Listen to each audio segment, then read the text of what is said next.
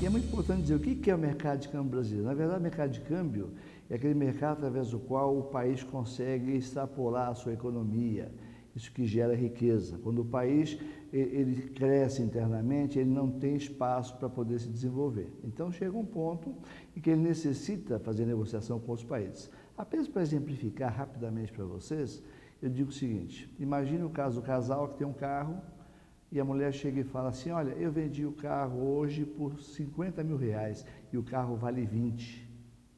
Ela fez um bom negócio? Não, por quê? Porque ela vendeu para o marido dela. Então, para que esse grupo, marido e mulher, tenha riqueza crescente, na verdade é preciso vender o carro para quê? Para um terceiro. Então, da mesma forma, isso funciona para os países, ou seja, os países chegam a tal ponto de sobrevivência interna que para expandir necessita o quê? Negociar com os outros países. Então, o mercado de câmbio brasileiro hoje é um mercado muito desenvolvido, muito bem estruturado e colocado no contexto internacional.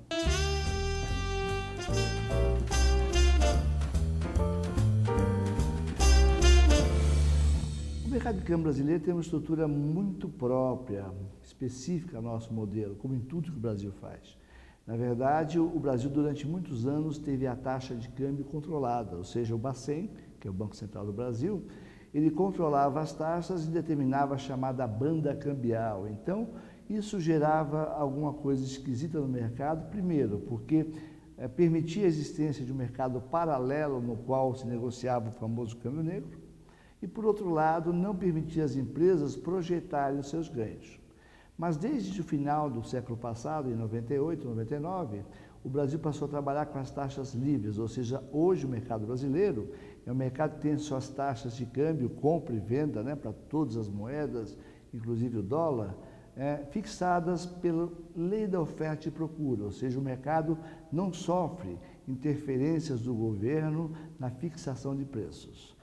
Mesmo com isso, o Bacen, Banco Central do Brasil, que é uma autarquia, mantém a atividade regulatória em relação ao câmbio, ou seja, qualquer entidade que necessita operar no câmbio brasileiro precisa previamente ter autorização do Bacen. E o Bacen, a qualquer momento, também pode impedir que a entidade passe a operar.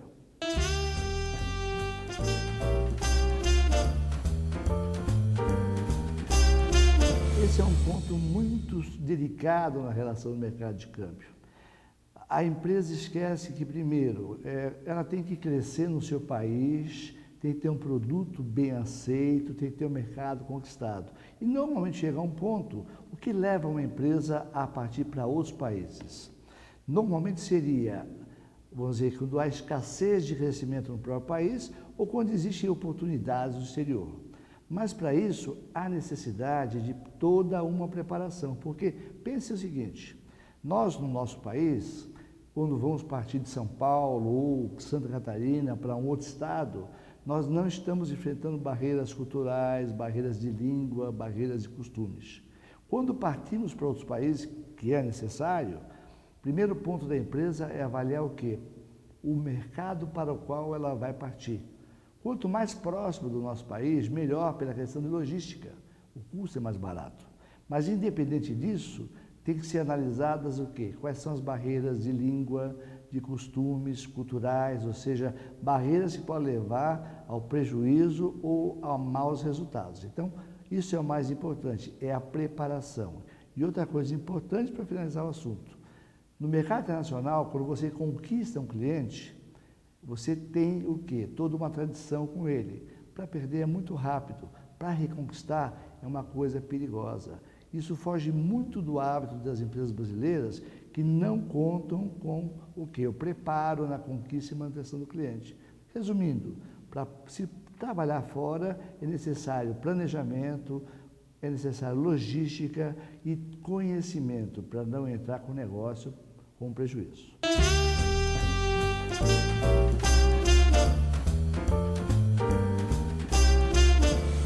Esse é um momento bastante sintomático do Brasil. Estamos vivendo o impeachment final, ou seja, o governo Dilma, que é um governo independente de partido e de ideologia, que não foi bom para o Brasil. Ele nos trouxe consequências como queda de PIB, queda de resultados, desindustrialização, ou seja, o Brasil hoje exporta mais commodities do que qualquer outra coisa. Isso é uma coisa muito ruim. Por quê? Vejam, na atual conjuntura, na qual estamos percebendo já um movimento melhor para o Brasil continua exportando somente 10% do que produz. Só para fins de comparação, a China exporta 90% do que produz. Mais grave ainda é que o Brasil exporta commodities, ou seja, produtos sem valor agregado, no qual o preço não é competitivo. A China tem a maior parte das suas exportações produtos que são industrializados, ou seja, só para exemplificar, o Brasil é hoje ainda o maior produtor de café do mundo, mas não é o país que mais ganha dinheiro com café. Quem mais ganha é a Alemanha, que compra o nosso café, transforma em café solúvel e nos vende por 100 vezes o preço. Então, isso é um ponto importante, mas o Brasil ainda tem muito a fazer para pensar em termos de comércio nacional. O Brasil tem grande potencial, é sem dúvida o grande celeiro do mundo, ou seja, na parte de grãos, de riquezas naturais, inclusive minerais, o Brasil é imbatível, só que primeiro o Brasil precisa pensar em toda a infraestrutura, em toda a logística para escoar esse produto mais rapidamente e de forma mais competitiva. Apenas para finalizar, um exemplo, o caso da soja. O Brasil, ano passado, exportou mais soja que os Estados Unidos, mas o lucro dos Estados Unidos com a soja foi 3 ou 4 vezes o nosso. Por quê?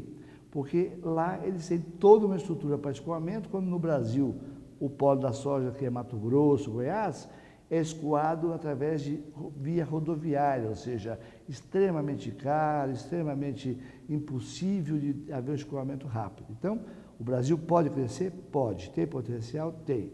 Mas vai depender muito do atual governo mirar sua visão para a infraestrutura e apoio às empresas.